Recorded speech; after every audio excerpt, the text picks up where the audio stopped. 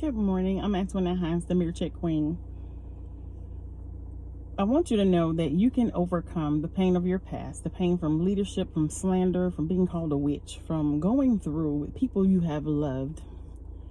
How did I overcome? I submitted my heart before God. I submitted my pain, the hurt, the disappointment, the frustration. I submitted it all at the feet of Jesus in prayer.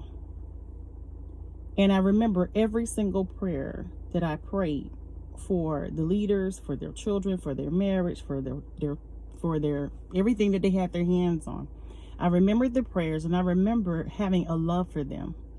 And just because it hurt doesn't mean that the love just stops. And so I can still pray for you from a pure place because I submitted my heart to God. And I remember that what I did for them was for God to move for them, was for God to have his way in their lives.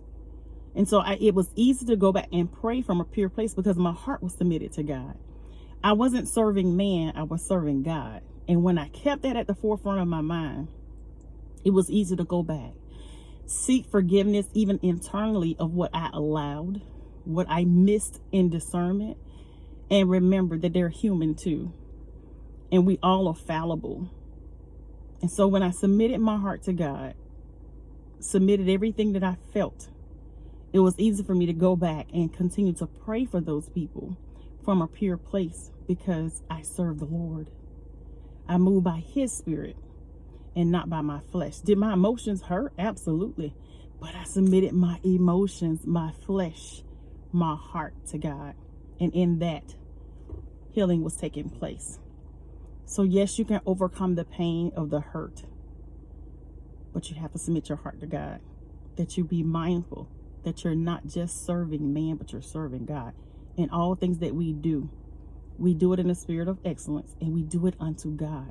When we keep the fact that we're doing it unto God first, it's easy to move through the process of healing, because it is a process to heal.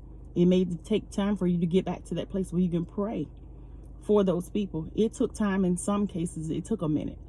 But every time I went back, I had to remember the serving, the giving, the sowing, the praying for them was operating out of a spirit of excellence and submitting my works to God.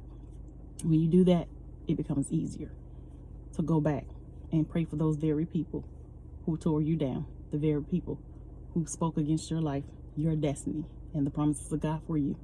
And pray from them from a pure place that they be healed, because maybe they had some trauma too.